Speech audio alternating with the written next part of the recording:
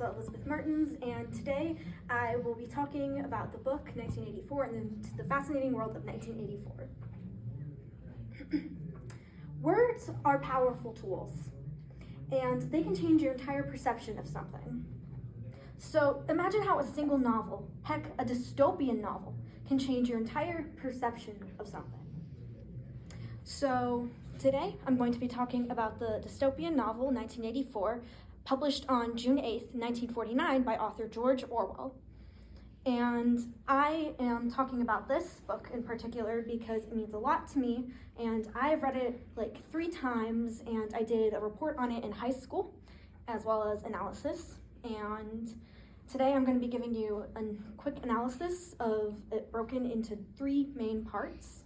Obviously, I cannot summarize the whole entire story in one 5-minute presentation. That would be a little silly. So I'm going to just highlight the parts that I think are the most important. And so now we are going to delve deeper into the first part of the story.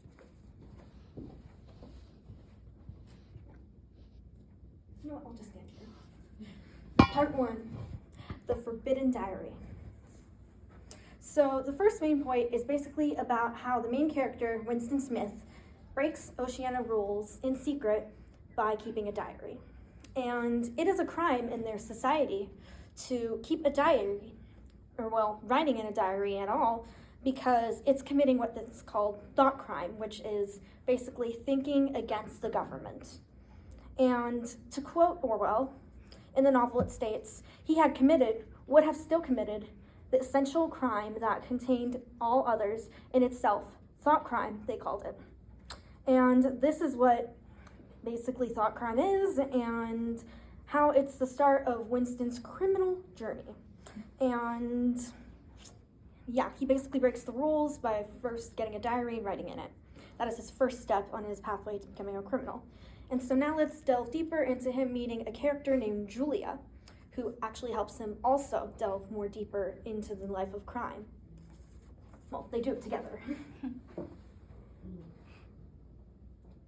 Part 2, the black market chocolate. So the second main point is how Winston breaks the rules in secret, not by himself, but also with Julia, and they break various rules together, but this rule in particular about the chocolate is the one that I found most interesting that they broke, mainly because I love chocolate. Who doesn't love chocolate? And, well, it's a crime to eat the chocolate that from the black market because, well, the black market's illegal, and they're not allowed to technically buy things in their society. Like, it's not illegal, but it's not legal. It's complicated. But basically, yeah, they break the rules by getting chocolate from the black market and eating it together. To quote, it says, "Where did you get this stuff?" he said. "Black market," she said indifferently. And this quote shows that chocolate is strictly forbidden, and yet Julia doesn't necessarily care that it's forbidden. And they bond over the hatred of their government and breaking the rules by eating the chocolate. It's like a symbol. And so, unfortunately, now comes the last part where I have to tell you about the very sad ending.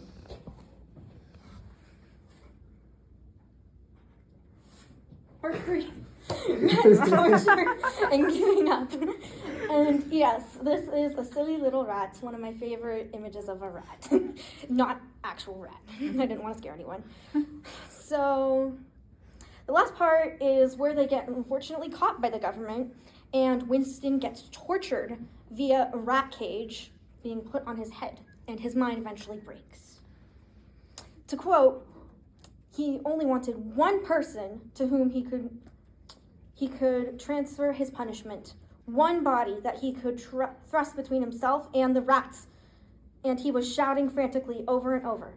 He shouted basically Julia's name over and over again, saying, "Make the punishment go to her," which is his mind breaking and him giving in eventually because of the torture. And this shows Winston's mind breaking, as previously mentioned, and wanting Julia to be punished instead. And that's kind of the end of the story, where unfortunately his mind breaks and the ending is left ambiguous. It's up to the reader's interpretation after he's released into society again what happens to him. And so now that I've told you the 3 basic parts of 1984, I would like to wrap things up with my conclusion. In short, the story basically has 3 main parts, 3 main sections. where first Winston slowly breaks the rules by himself via buying a diary. Then he breaks the rules with Julia, and they do various things, such as getting chocolate from the black market and having intercourse together. And finally, the last part is about Winston and Julia unfortunately getting caught, and Winston being tortured and his mind being broken. So I hope I've cleared up what 1984 is about mainly, and that's it.